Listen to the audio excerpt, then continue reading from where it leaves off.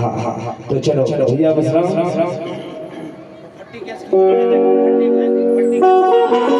कथा हमारी माता हिरवा नागदेव से विदा लेती है और क्या कहती है।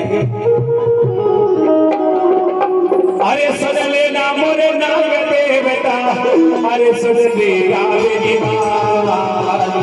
भैया, अरे जब मेरे घर आए गुरबर करते हैं तुम्हें। क्या बात है।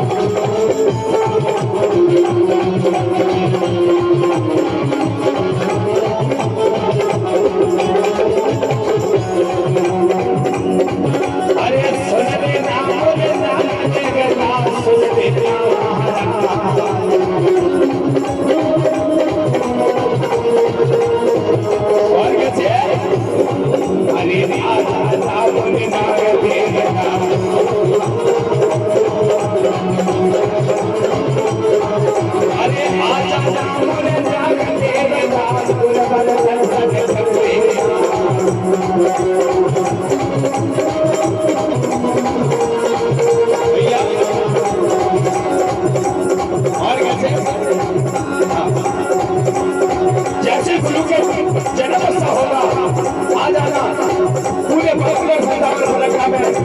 बुला हुआ होगा, आपको जरूर आना होगा। अरे सब के हो गए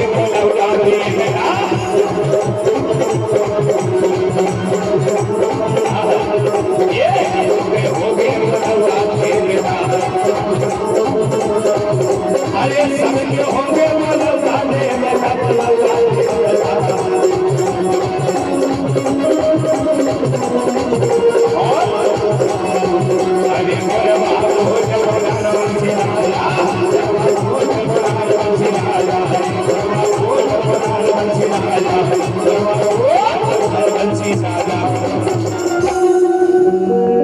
मेरे प्रिया सभा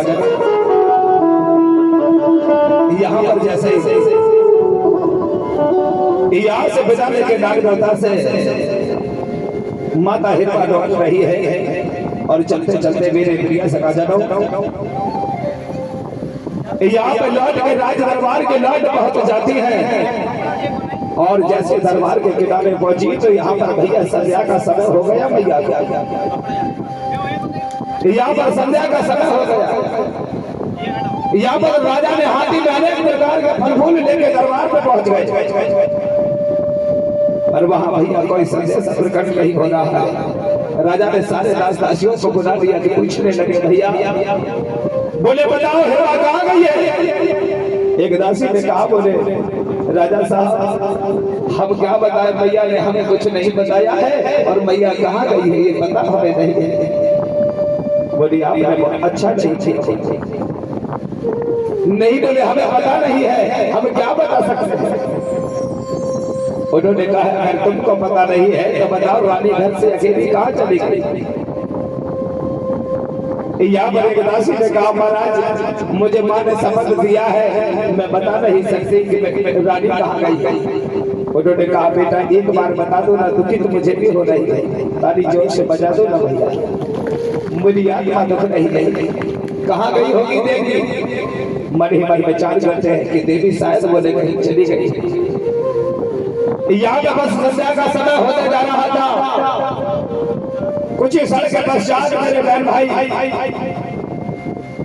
माता हिरवा उसी समय लाल से लौट करके ऊपर दूल्हे का फल अपने झोली में रखे और लौट जाती है। जैसे भैया लौटी तो साफ साफ समय हो गया था। राजघराने पर राजा द्वार के किनारे बैठा हुआ था।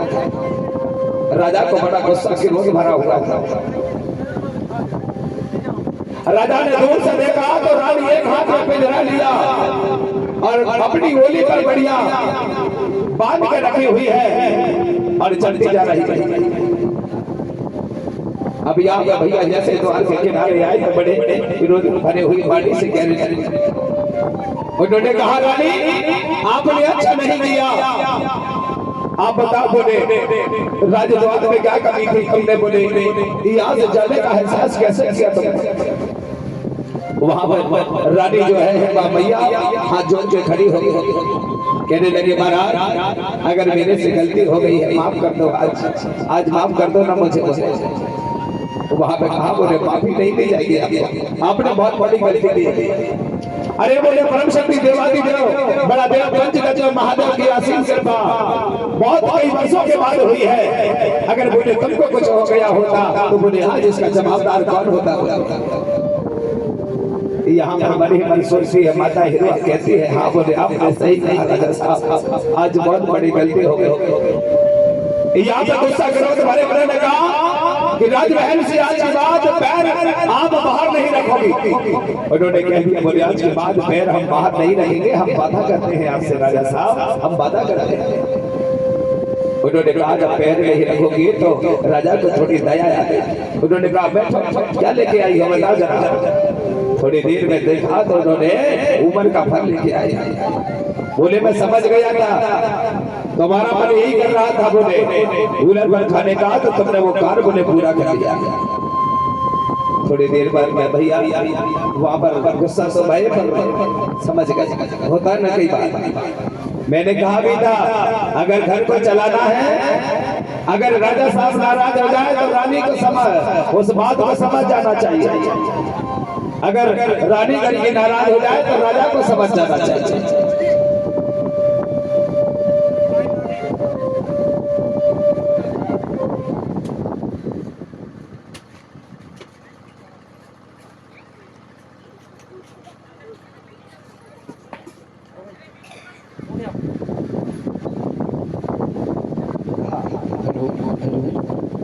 हेलो हेलो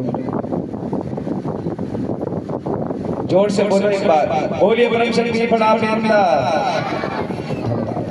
तो मेरे प्यारे भक्तों यहाँ पर नारायण बहुत गुस्सा कर रहे हैं राजा साहब। थोड़ी देर के बाद में मना लिया गया।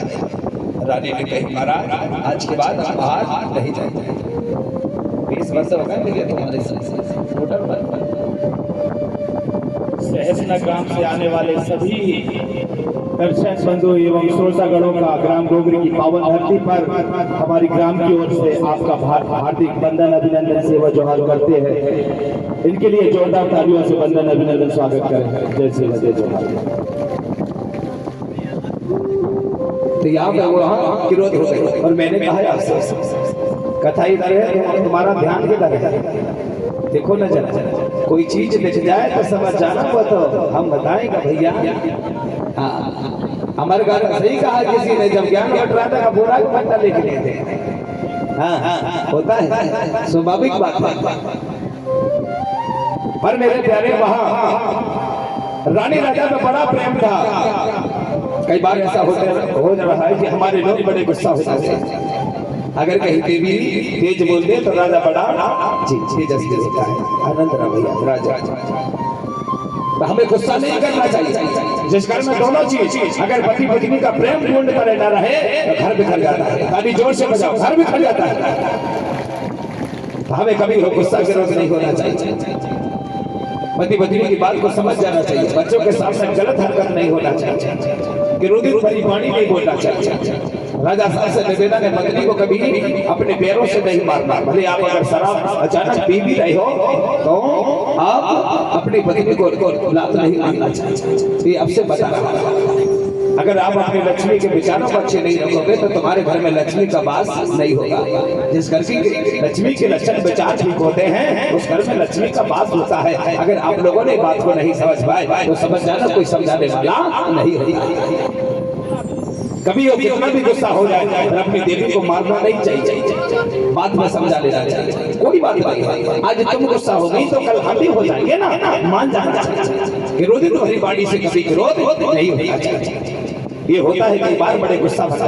अगर कहीं देवी ने नमक मिर्ची तेज कर दी क्या हर लोग मैंने देखा है गोंडवाना साम्राज्य में अगर कहीं देवी ने नमक मिर्ची तेज भोजन में हो जाए तो हर फेंक दिया जाता है, लेकिन ऐसा नहीं होता।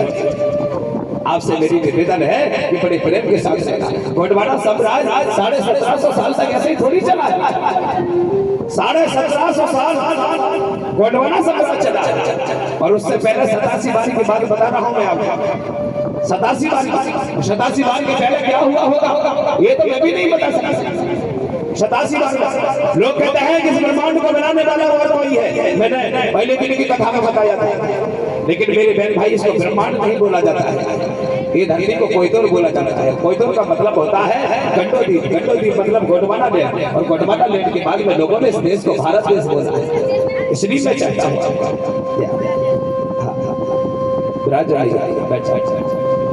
ये धरती का नाम ही अलग था हमारा, लेकिन लोगों ने इस बात को न जाने क्या कुछ कह दिया।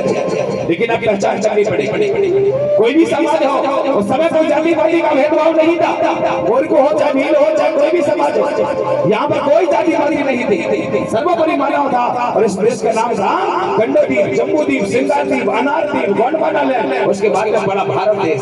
अब आप लोग कहोगे ये भारत देश में कब पड़ा, तो आप लोगों को बता देता हूँ कि ज्यादा समय नहीं पड़ा है। हमें अंग्रेजों ने, लोग कहते हैं हमें झूठ बोलते हैं, हमें अंग्रेजों ने लूटा नहीं। हम इतिहास में से देखो, लोग कह रहे हैं लूटने वाले तो गोरा बेलोची थे, अंग्रेजों ने नहीं लूटा। हमारे इतिहास को अगर किसी ने बर्बाद किया है वो आपको पता है, जिन्होंने आपके मुख में मड़का और आपके पीछे पर बाहरी मारी के घुमाया है, उनको पता होना चाहिए कि वो कौन लोग हैं। जिस दिन उनका सामना होगा तो जरूर पता चलेगा। तारी जोर से बचाने चाहिए। लोग कह रहे हमको, उन्होंने कहा था अंग्रेजों ने कि अगर हम यहाँ से जा रहे हैं तो उन्हें हम गोंडवाना साम्राज्य को स्थापित करके जाएंगे। लेकिन कुछ लोगों को उनका मन की बात देखी नहीं। उन्होंने विचार किया अगर फिर से गोंडवाना राज्य देते हैं तो हमारा राज्य कैसे लौटेगा। तो कुछ लोगों ने भैया हमारे हम अब समय आएगा तो हम जरूर बता देंगे, चिंता न करो, क्योंकि पहला साल है हमारी घोगरी में, अभी समय आने वाला है। उन्होंने कह दिया गया कि गोंडवाना राज्य दोबारा लौटना नहीं चाहिए, लेकिन प्रकृति को कौन छुपा सकता है, कोई नहीं छुपा सकता। कहते हैं कब तक छुपोगे सूखे पत्तों की यार में, एक दिन तो आना पड़ेगा गोंडवाना की बाजार, ताली बजावाना पड़ेगा। ये बाजार बहुत बड़ी है। क्या बात है, यहाँ पर ज्यादा दिन नहीं छुपना पड़ेगा, क्योंकि आपने देखा होगा दो महान मूर्ति हीरा और मोतियों ने पूरे गोंडवाना साम्राज्य के एक मुट्ठी अनाज में दुनिया को आगे दिखा दिया। अब आप लोग तो सब जाग गए हो, अब जरूरत किस बात की है। हर गांव में बताओ कि गोंडवाना राज्य क्या है, और गोंडवाना किसे कहते हैं, और गोंड किसे कहा जाता है, ये धरती का नाम क्या है, ये पहचान बताते जाओ। यहाँ के कोई भी समाज हो सबको बता। अगर यहाँ का तेली है तो वो भी आदिवासी है, और पहचान होनी चाहिए उसको। तेल बेचने वाले को बोला गया तेली, अलग से कुछ नहीं है। बाल बनाने वाले को नाव कह दिया गया, कपड़ा धोने वाले को वो भी कह दिया गया है, लेकिन उसका पहचान हो जाए अगर दूसरे समाज को तो वो भी पहचान जाएगा कि हम भी यहाँ के कोई तो रहे और यहाँ के मूल्यवासी। इसी प्रकार से मेरे भैया यहाँ पे माता रात्रि के समय पर